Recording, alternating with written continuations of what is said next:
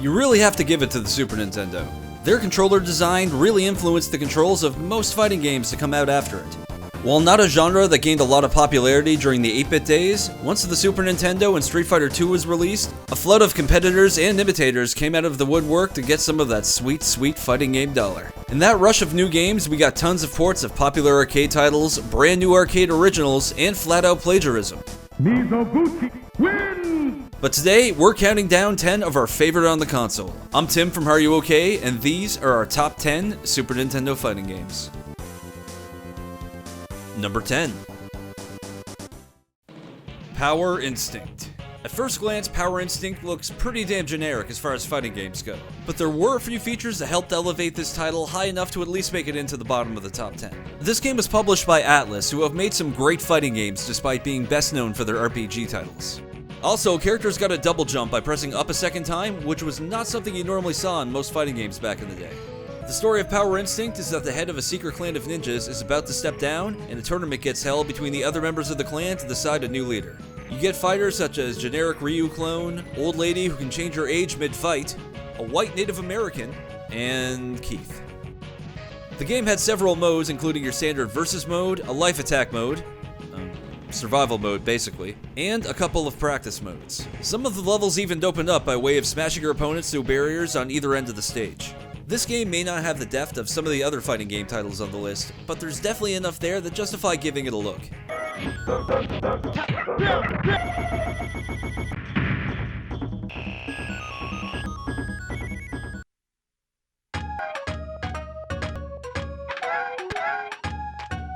Number 9.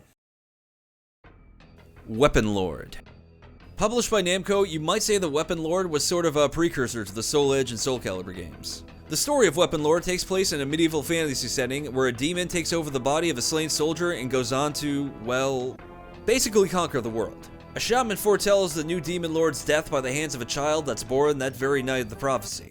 And this is where it gets interesting. Now, the demon lord goes against the shaman's advice to just kill every newborn child in the village that night, and decides to wait until the child is fully grown, and then holds a tournament to bring him out of hiding and face him head on. That's actually a pretty badass move as far as fighting game villains go. Or at least it would have been if someone else didn't end up killing him years before that could happen. So now there's a new demon lord, and the whole prophecy tournament thing is his problem to deal with. This game has the smallest roster on the list with a total of only 7 fighters. And that's including the boss, who you can only play by use of a code or in versus mode. But to balance things out, each character had around a dozen special moves, and the character sprites and animations were beautiful by Super Nintendo standards. And that's in addition to other fighting mechanics such as thrust blocking, counterattacks, and takedowns. It's a small roster, but the fighting system is deep and rewarding. That is if you're willing to put the time in to learn it. Notice how most of the footage you're seeing is from fighting Devada? Yeah, well, that's because until you get to this game's mechanics down, the game is brutally difficult and it's really hard to move ahead. But it's still a really fun fighting game that's worth your time. Just remember, patience.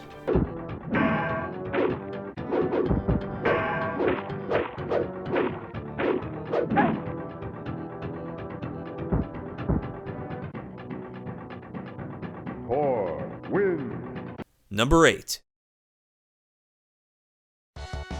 Fatal Fury Special. SNK had a number of their fighting games ported over to the Super Nintendo. Obviously, they couldn't pull off perfect conversions from the Neo Geo, but let's be honest here. Back in the day, most of us could not afford a friggin' Neo Geo in our homes. And not every arcade had one. So, for people with a Super Nintendo or a Genesis, ports like these were what we knew. And by Super Nintendo standards, Fatal Fury Special is frickin' fantastic. This was the 3rd game in the series to be released on the Super Nintendo, and it kind of acted like an upgraded edition of Fatal Fury 2. The game gave you 15 selectable fighters, which was huge for the time. It even gave you a secret fighter which you could fight at the end of the game under the right conditions. This guy. Another standout feature of this game was the 2-plane fighting system that let you freely jump between background and foreground. They even included destructible objects that you could destroy by jumping between each plane. And there's just something about being able to move smoothly and attack between 2 separate planes that really makes this game a standout from other fighting games on the system. This game can be a little on the difficult side, but there's still something there for beginners and pros alike. If you own a Super Nintendo, like King of Fighters, and want to see one of the games that really started the whole franchise off, Fatal Fury is worth not just a playthrough, but a permanent place on any game collector's shelf.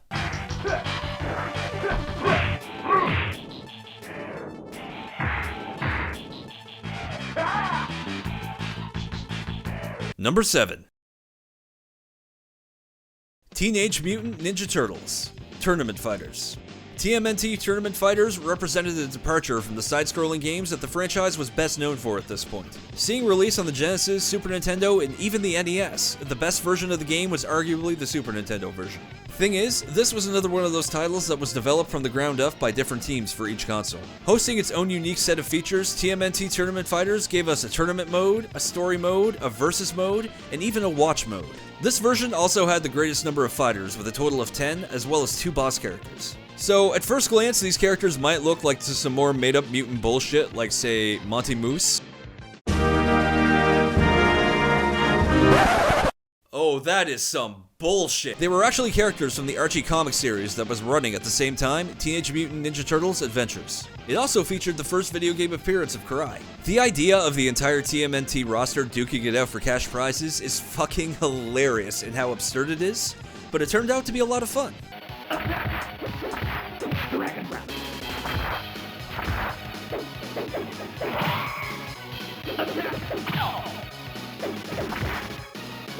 Number 6. Samurai Shodown. As you might have noticed, SNK have ported more than a few Neo Geo titles over to the Super Nintendo in the past. Some of them bad, some of them good, and then there's Samurai Shodown. Long story short, this demon warlord is wreaking havoc and just stomping all over feudal Japan. The ensuing chaos brings every single warrior and their dog out of the woodwork.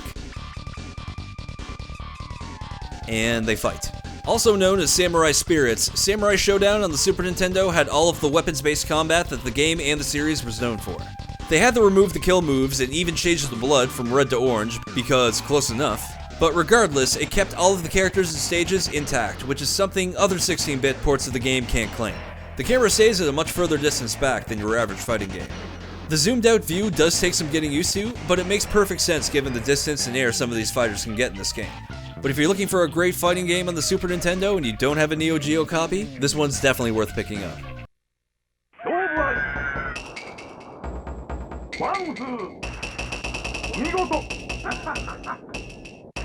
Number 5.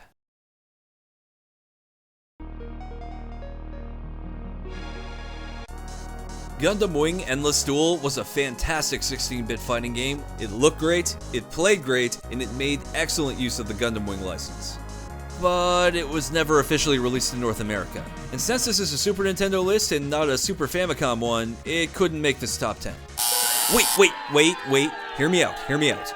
There was a fighting game in the West that got released using the same engine and featured another popular license with giant fighting robots. Mighty Morphin Power Rangers, the Fighting Edition, gave us something that the previous Super Nintendo Power Rangers game didn't. Zords. That's right, instead of fighting with a selection of Rangers like, say, the Genesis title, this game gave you nothing but Zords and monsters to choose from. Which is pretty damn cool. The game gives you your standard arcade and versus mode, all leading to a battle with the real final boss of the game, Ivan Ooze.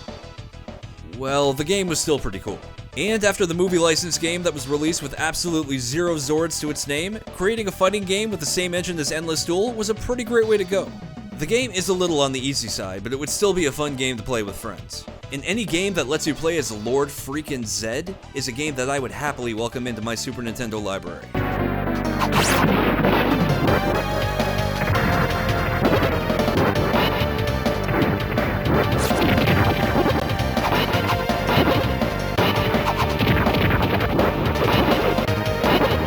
Number 4.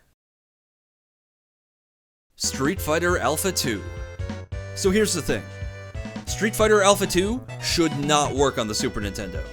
The game was an arcade title that worked wonderfully on the Sega Saturn, and with the RAM expansion, it was near arcade perfect. But by all rights, this game should not have worked on the SNES. But somehow, those mad bastards at Capcom actually pulled it off. Street Fighter Alpha 2 had all of the characters, stages, special moves, and even the intro from the original arcade game. Still, the port wasn't flawless. The graphics and music were obviously downgraded to fit onto the SNES's hardware, and there were noticeable load times before fights while you waited for the music to boot up. Street Fighter Alpha 2 on the SNES has the bizarre distinction of being the worst port of this game, yet simultaneously being one of the best fighting game experiences on the Super Nintendo. And that really speaks to the quality of both the title and the franchise.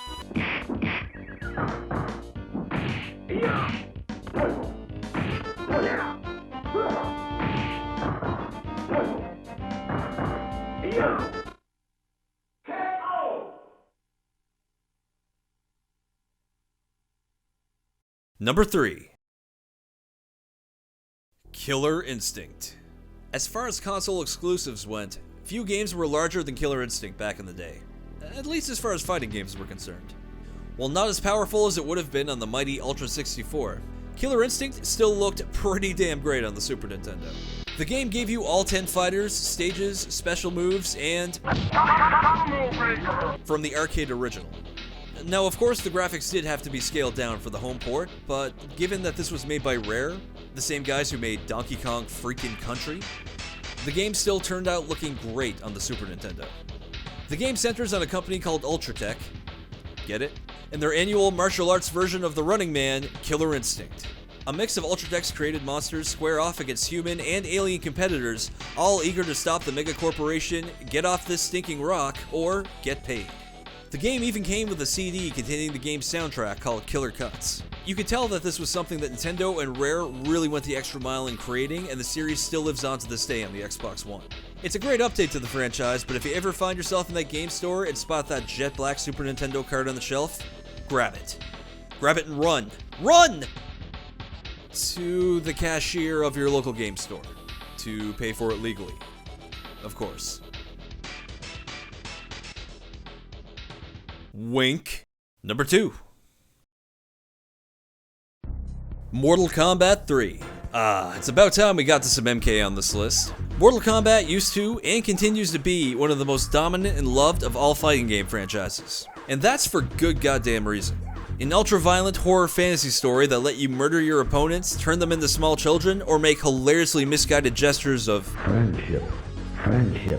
The series really did evolve with each sequel, and while that technically does include Ultimate Mortal Kombat 3, I just can't. I can't do it. Look, I get the game has more characters and shit, but too many compromises were beginning to show at that point in the Super Nintendo's life cycle. So the edge and the number 2 spot goes to MK3. The game kept just about everything from the arcade version and gave us one of the best fighting games on the Super Nintendo. The graphics were fantastic for the console, all of the new mechanics like running and combos were there, Sub-Zero is unmasked and being chased by fucking cyber ninjas, it's a great third entry. If you're a big Scorpion fan, really miss Katana or Jade, or prefer your Sub-Zero with the mask on, then Ultimate Mortal Kombat 3 might be more up your alley. But for this list, Mortal Kombat 3 makes the cut.